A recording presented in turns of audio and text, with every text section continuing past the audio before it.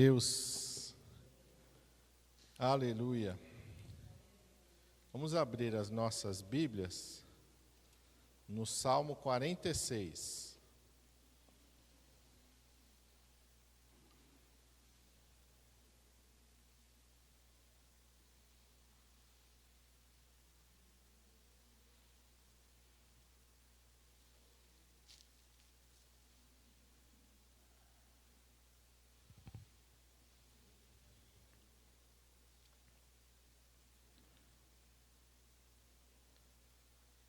Esse é um salmo dos filhos de Corá. Eu quero ler inicialmente com os irmãos o versículo 4.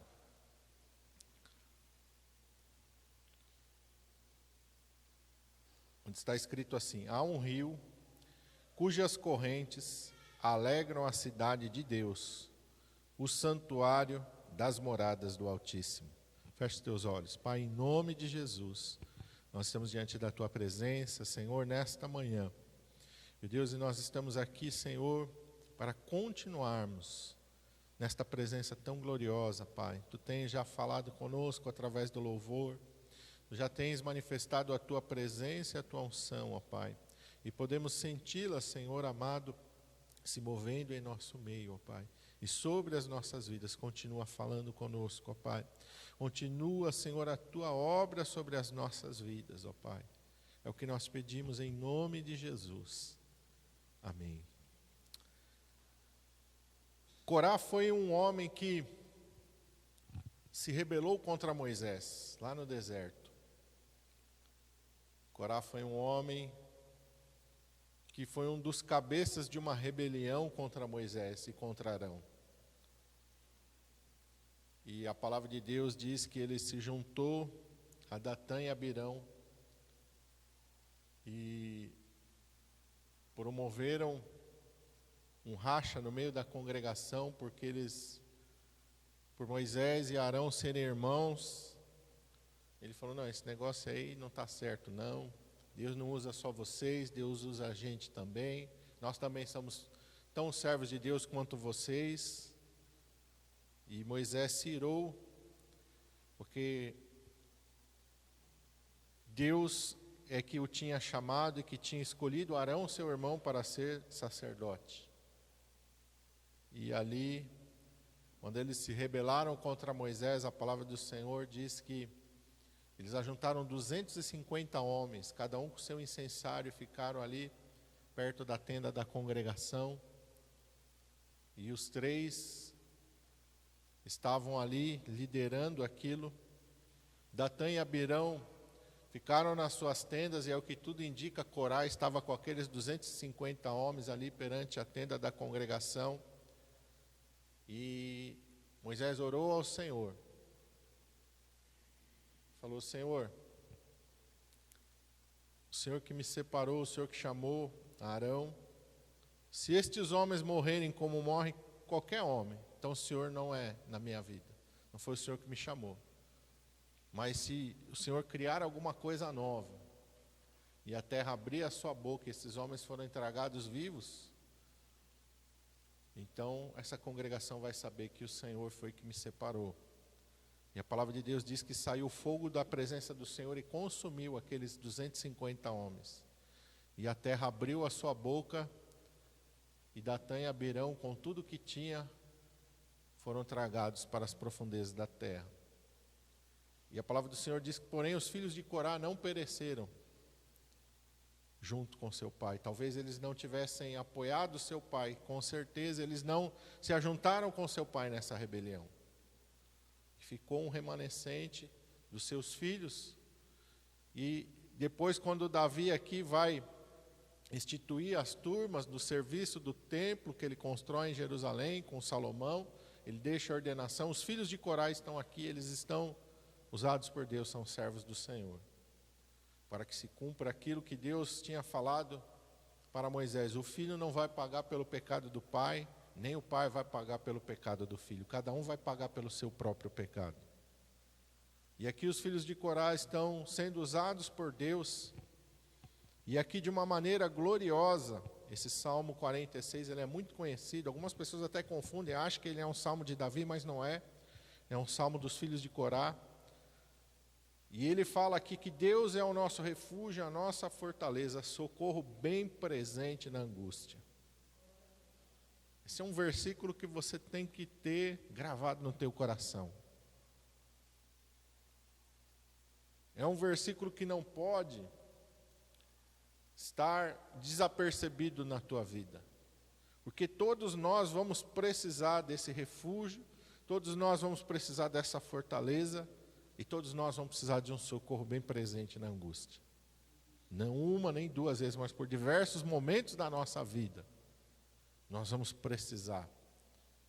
Com certeza, eles estão aqui falando pelo Espírito Santo, escrevendo por isso, e eles falam no verso 2, pelo que não temeremos, ainda que a terra se mude, ainda que os montes se transportem para o meio dos mares, ainda que as águas rujam e se perturbem, e que os montes se abalem pela sua braveza.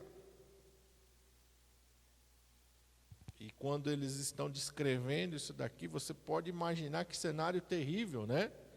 Ainda que a terra mude, ainda que os montes se transportem para o meio dos mares, ainda que as águas rujam e se perturbem. Quando a gente olha para imagens de um terremoto, quando a gente olha para a imagem de um tsunami, a gente pode entender o que eles estão falando. Quando a gente olha para um vulcão, ainda que os montes se abalem pela sua braveza, você olha para a fúria de um vulcão, você pode entender o que eles estão descrevendo. E eles estão falando de situações terríveis, de pânico mesmo. Por isso que lá no começo eles estão falando sobre refúgio, sobre fortaleza, sobre socorro bem presente na angústia, e eles estão falando também não temer. Não temer. E por que não temer? E como não temer? Primeiro, não temer porque Deus é o nosso refúgio e a nossa fortaleza. Pode acontecer o que for, Deus é maior. Quando os discípulos estão com Jesus atravessando o mar da Galileia, por 2 vezes eles enfrentam tempestade, vento, a fúria do mar. Em uma, Jesus está dormindo na polpa do barco, e ele se levanta, repreende o vento e o mar, e se fez instantaneamente uma grande bonança. Na segunda vez, Jesus está no monte orando, e ele enxerga os seus discípulos lá. E ele vem ao encontro deles. Então, a primeira coisa é que Deus tem poder sobre a natureza. Deus tem poder sobre todas as coisas. Amém? Então, isso é o principal motivo de você não temer. Não tema, que Deus é maior do que tudo. Deus é maior do que uma crise econômica, Deus é maior do que uma crise sanitária. Deus é maior do que qualquer problema que possa surgir na tua vida e na tua história e na tua caminhada. Deus é maior do que tudo. Não há situação que seja difícil para Deus. Não há. Eu estava ontem conversando com o irmão José aqui, e no meio da nossa conversa ali, eu me lembrei, eu estava comentando com ele, quando o povo murmurou contra Moisés pedindo carne, e Deus falou para Moisés, olha, eu ouvi a murmuração desse povo contra mim. E eu vou dar a carne para esse povo comer. Eu não vou dar nem um dia, nem 2 dias, nem uma semana, mas um mês inteiro eu vou dar carne para ele comer. Até que essa carne saia pelos seus narizes, até que eles se tenham nojo de ver carne, de tanto que eles vão comer. E Moisés, que tinha visto as 10 pragas sobre o Egito, Moisés que tinha visto Deus abrir o mar para aquele povo passar, Moisés que estava contemplando o maná cair todos os dias sobre aquele povo, Moisés se admirou e disse, Senhor, um mês inteiro, eu estou no meio de um povo de 600 mil homens de pé, fora mulheres e crianças. Algumas pessoas fazem uma conta de mais ou menos 3 milhões de pessoas. E Moisés fala assim, Senhor, um mês inteiro? Será que se o Senhor abatesse todos os animais da terra, ia ter carne suficiente para esse povo comer um mês inteiro? Moisés se admirou daquilo, Moisés achou aquilo difícil demais. E a resposta de Deus para Moisés é: acaso haveria alguma coisa difícil para mim, Moisés? Meu braço estaria encurtado? Será que ia faltar poder em mim para fazer isso? Agora você vai ver se a minha palavra vai se cumprir ou não. Você vai ver. E a palavra de Deus diz que Deus fez vir codornizes, um mar de codornizes. E aquele povo, os que prevaricaram contra Deus, que falaram, era melhor a gente tinha ficado no Egito, porque Deus, esses morreram quando a carne ainda estava nos dentes. Mas o restante, e até mesmo Moisés, que não murmuraram, comeram carne um mês inteiro. E quando a gente vai para o Novo Testamento, e a gente vê a multidão 3 dias com o Senhor Jesus, e Jesus olha para aquela multidão, Ele tem piedade, porque Ele sabe que eles estão com Ele ali 3 dias, e eles não comeram nada. E Jesus sabe que se Ele mandar eles embora com fome, alguns iriam desfalecer pelo caminho. E Jesus diz para os seus discípulos, eu tenho compaixão dessa multidão, porque eles estão comigo há 3 dias. E os discípulos então olham para Jesus com a mesma admiração de Moisés e dizem, Senhor, mas não temos dinheiro, não temos onde comprar pão, não temos nada, Senhor. E aí eles começam, eu fico imaginando, talvez eles começaram a rebuscar nas coisas ali. E de repente alguém diz, Senhor, tem um menino aqui que tem 5 pães e 2 peixinhos, mas o que é isso? Diante dessa multidão. E Jesus então diz, manda o povo assentar para comer. E os discípulos então, eu fico imaginando, eles obedeceram porque o Senhor Jesus estava falando. Mas com certeza muitos estão fazendo o que eu estou fazendo, o que Deus está falando, o que Jesus está falando, mas eu quero ver de onde vai vir pão para esse povo comer. E a palavra de Deus diz que Jesus pega aqueles 5 pães e 2 peixinhos e agradece a Deus. E começa a partir e entregar aos discípulos, e os discípulos começam a entregar a multidão. E da mão de Jesus não para de sair pão e peixe. E daqui a pouco tem 10 pessoas, 100, 1000, 5.000, e só se contava homens naquela época, não se contava mulheres e crianças. Talvez ali, se a gente for fazer uma conta, talvez do mesmo dos 600.000, mais de 20.000 pessoas ali. Comeram e se fartaram, diz a palavra do Senhor. E Jesus ainda deu uma ordem, olha, recolham os pedaços que sobraram, porque quando a gente está com fome, a gente não desperdiça, mas quando a gente está saciado, a gente começa a desperdiçar. Meu avô tinha um ditado que eu nunca me esqueço, ele falava assim, quando a barriga está cheia, toda goiaba tem bicho. Aí você come assim, né? Porque a tua barriga está cheia. Mas quando você está com fome, ele brincava, ele falava, quando a gente está com fome, até sopa de pedra a gente toma. E é verdade. E Jesus dá essa ordem, recolham, não deixa nada desperdiçar. E Jesus diz que eles recolheram 12, a palavra de Deus diz que eles recolheram 12 cestos cheios dos pedaços que sobraram. Então o primeiro motivo para você não ter medo é porque Deus é o teu refúgio, é a tua fortaleza. É esse Deus que tem poder ilimitado, o poder dele não está limitado. O poder dele não é esgotável, ele é inesgotável. Não se acaba, não se finda. E como você não vai ter medo? E aí eu quero, verso 4, o Espírito Santo falou no meu coração, há um rio. É no rio que você vai encontrar paz e segurança.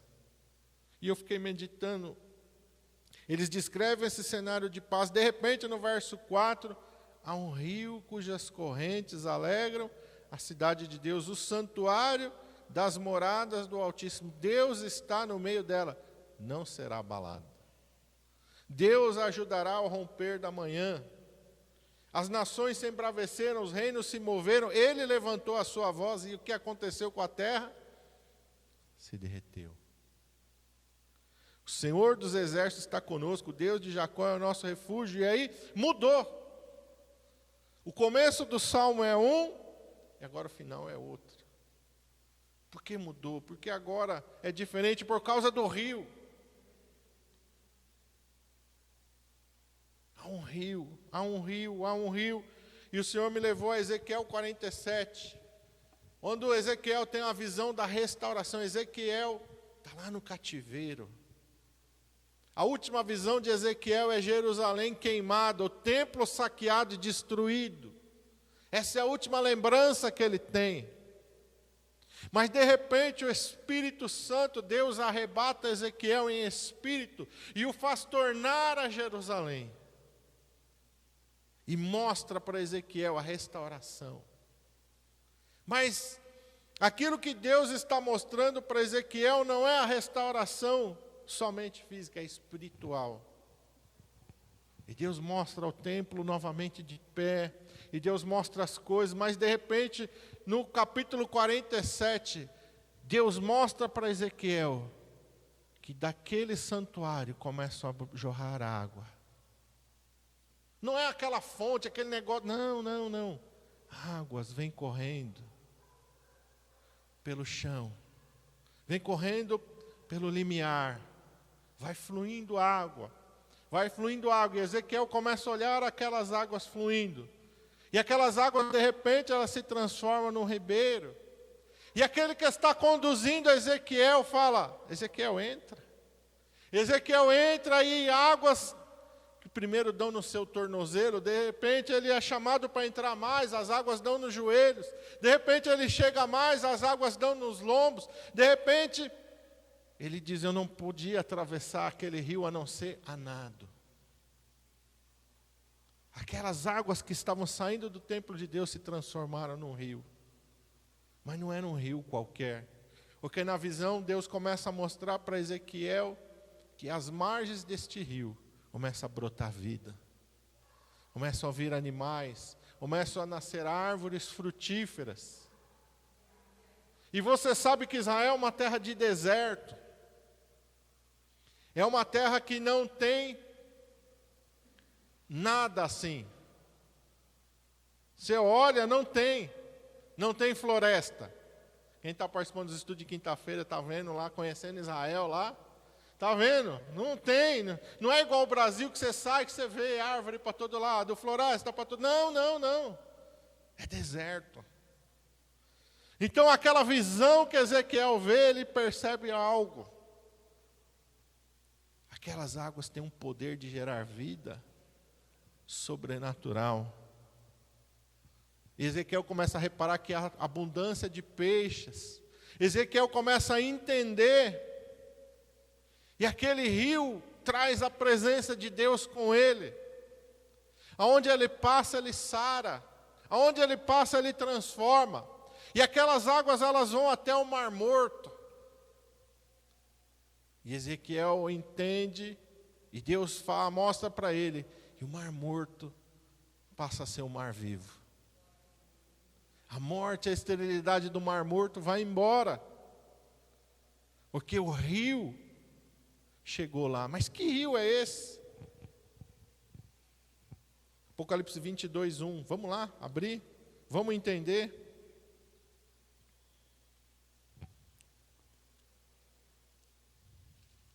Lá no finalzinho da tua Bíblia. Bem no finalzinho. Apocalipse 22, verso 1.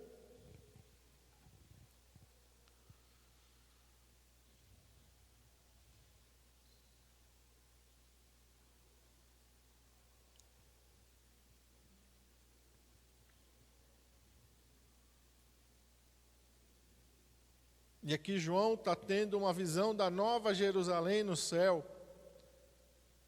Ele já contemplou os seus muros, ele contemplou as suas portas, ele contemplou a construção daquela cidade.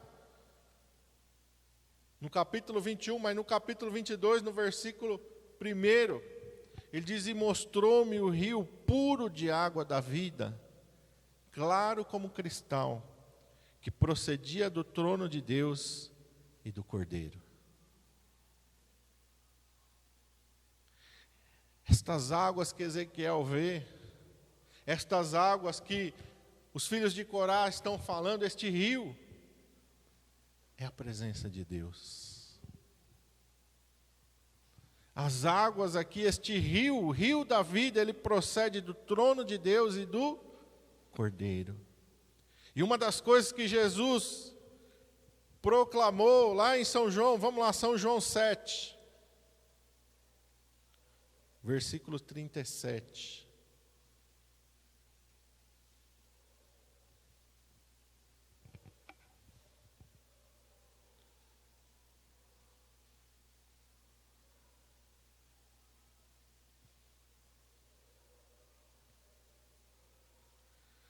Diz assim: no último dia, o grande dia da festa, Jesus pôs-se em pé e clamou, dizendo: se alguém tem sede, venha a mim e beba.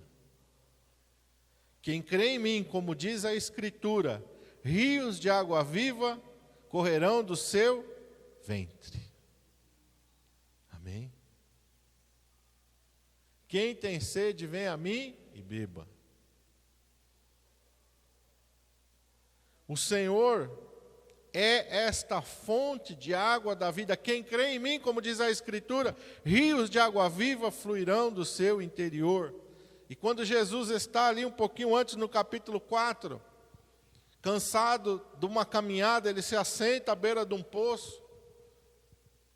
E vem uma mulher samaritana tirar água daquele poço, e ele pede para ela: olha, dá-me de beber. E aquela mulher então diz: como tu, sendo judeu, conversa comigo, sou uma mulher samaritana? Tinha uma rixa, tinha um desentendimento entre os judeus e os samaritanos.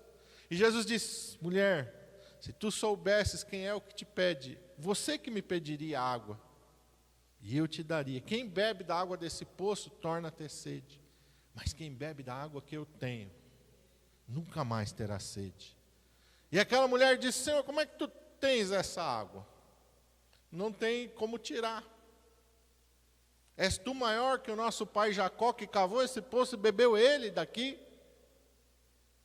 Jesus começa a ministrar o coração daquela mulher, e aquela mulher entende. E Jesus está falando de uma outra água. Jesus está falando realmente desta fé que traz a presença de Deus para dentro do nosso interior. E é essa fé que você tem que ter em Jesus. Porque quando você tem a fé no Senhor Jesus, você vai entender aquilo que está escrito lá no Salmo 46. E aí vamos voltar para lá. Salmo 46.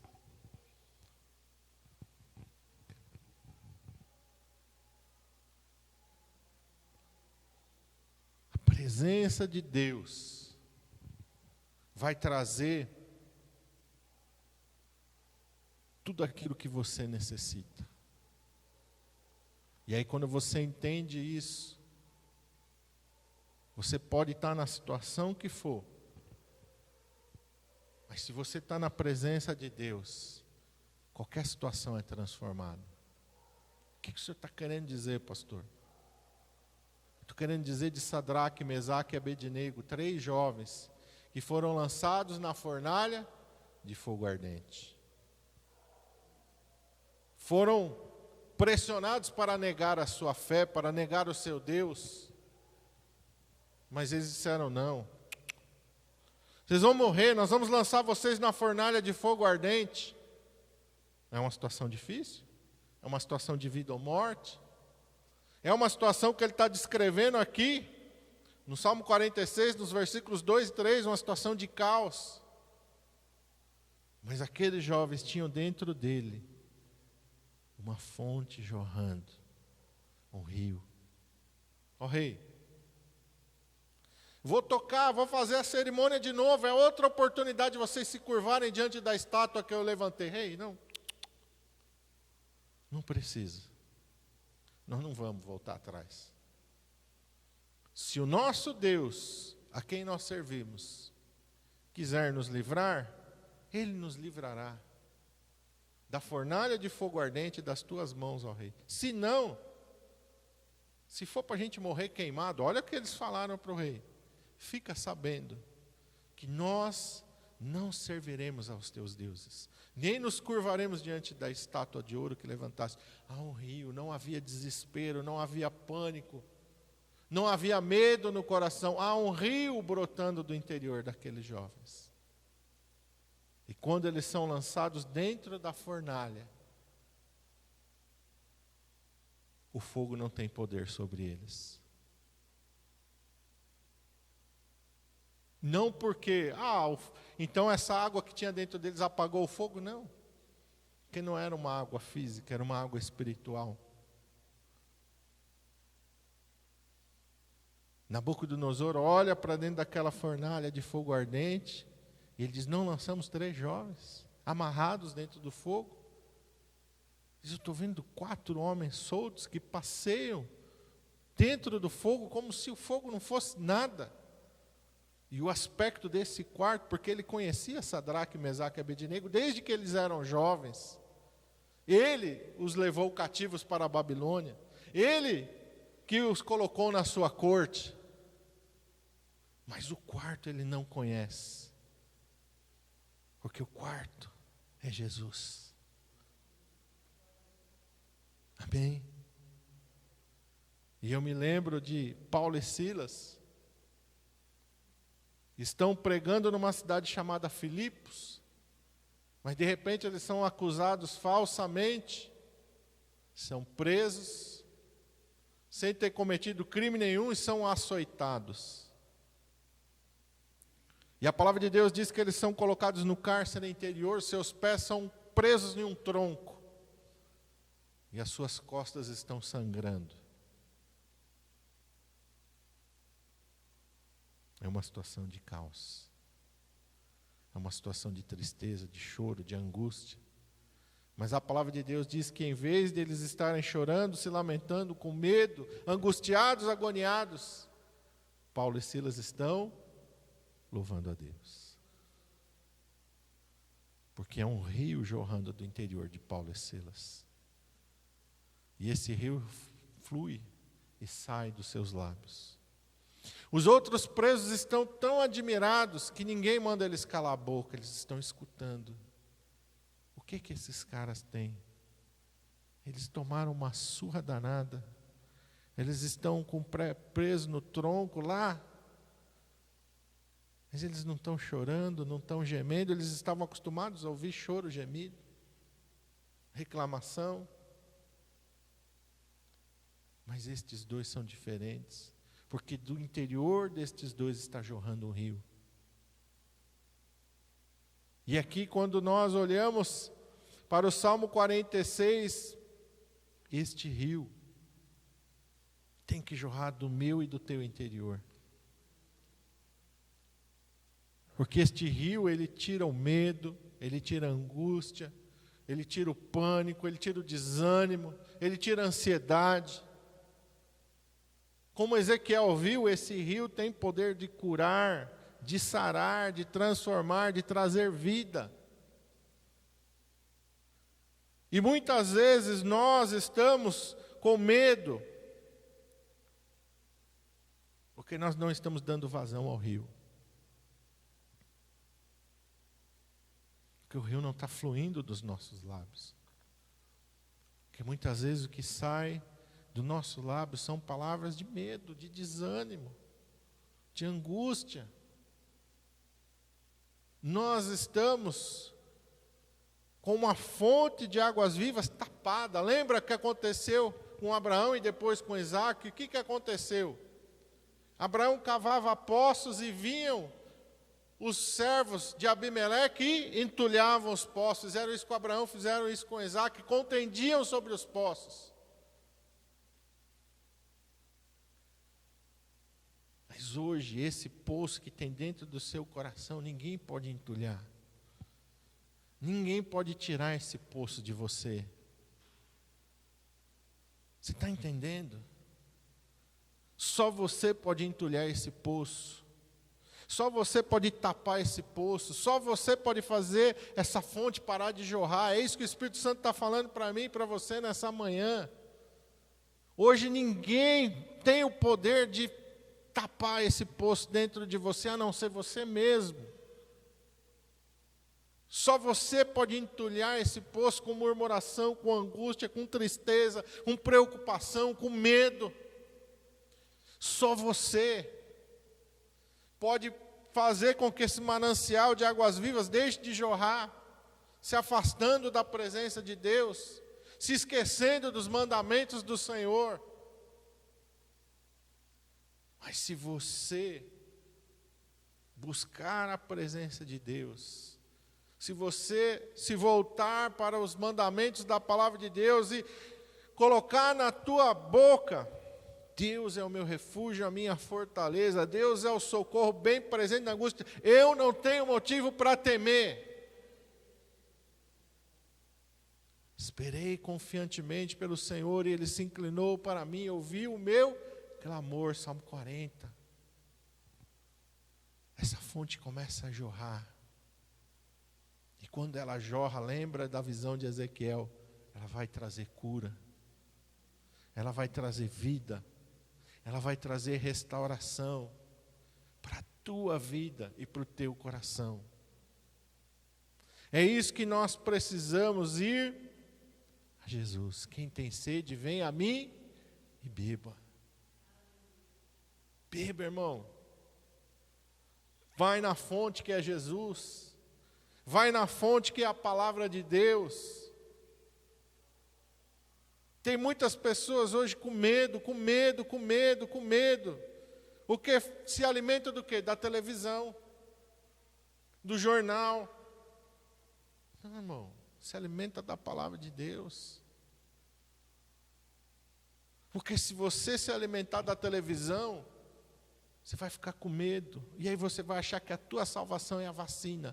A vacina, porque a hora que eu for vacinado, eu estou salvo. Não, a salvação não está na vacina.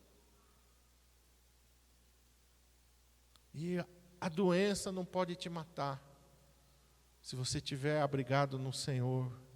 Porque o Senhor é maior do que o vírus, o Senhor é maior que a pandemia, o Senhor é maior do que qualquer coisa. Os teus olhos têm que estar no Senhor, a tua fé, a tua confiança tem que estar em Deus. Ele é a fonte da água viva. Ele é o teu socorro bem presente na hora da angústia, Ele é o teu refúgio, Ele é a tua fortaleza. Só Ele. Feche teus olhos. Pai, em nome de Jesus, nós estamos diante da tua presença nesta manhã, Pai. E há um manancial de águas vivas, ó Senhor, neste lugar. E há um manancial de águas vivas, ó Senhor, no interior de todo aquele que crê. O Senhor diz: aquele que crê em mim, do seu interior fluirão rios de água da vida, Pai. E muitas vezes nós estamos sedentos, porque essa fonte está entulhada, está tapada, está bloqueada. Porque em vez, ó Senhor, de nós nos voltarmos para o Senhor e para a Tua palavra, em vez de nós buscarmos a Tua presença, estamos buscando outras coisas. Ou estamos amedrontados, prestando atenção naquilo que não é para nós prestarmos. Os discípulos estavam com o Senhor no barco, mas eles não estavam prestando atenção no Senhor. Eles estavam com medo por causa do vento forte e das ondas. E muitas vezes nós estamos assim, o Senhor está na nossa vida, só que nós não estamos olhando para o Senhor. Nós estamos olhando para a fúria do vento e do mar. E estamos cansados. A palavra de Deus diz que os discípulos estavam exaustos. Mas eles não conseguiram resolver a situação, o barco estava afundando.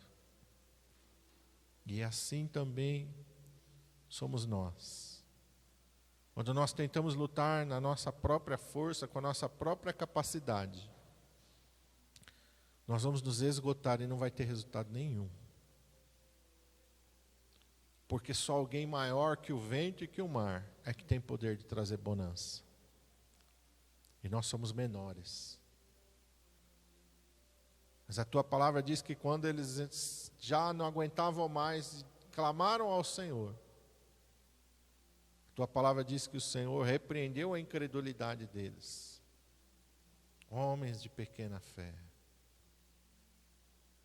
O Senhor se colocou em pé naquele barco, repreendeu o vento e o mar. E instantaneamente se fez uma grande bonança. Que homem é esse? Que o vento e o mar lhe obedecem. Quem é esse? Esse é Jesus, o nosso Emanuel. O nosso Redentor, o nosso Salvador, o nosso refúgio e a nossa fortaleza. Aquele de quem nós nunca devemos desviar os nossos olhos. Aquele que nunca nós devemos deixar de pedir socorro. É esse que é o Senhor. Não é só quando tudo já deu errado que eu vou até Jesus, não. Aí eu vou andar sempre esgotado. Sempre esgotado. Mas, quando eu vou ao Senhor Jesus, como Sadraque, Mesaque e Abednego, como Paulo e Silas, pode vir a luta que for, mas a vitória é certa. Ainda que tardio, os discípulos clamaram ao Senhor, e o Senhor manifestou o teu poder e a tua glória sobre eles. E da mesma maneira é hoje, Pai. Não importa a situação que nós estamos enfrentando, se nós clamarmos ao Senhor, o Senhor mesmo disse: clama a mim, eu te responderei, invoca-me no dia da angústia, eu te livrarei e tu me glorificarás. Ele é o socorro bem presente na angústia. Ele não tarda e não falha, muito menos nos abandona. Ele diz: aquele que vem a mim, de maneira nenhuma eu lanço fora. Que os nossos ouvidos estejam atentos para ouvir a tua voz. Os nossos olhos estejam atentos para ir à tua palavra. Porque é um rio cujas correntes alegram a cidade de Deus. E é dali que vem, Senhor, a nossa paz, a nossa segurança, o nosso socorro. Em nome de Jesus.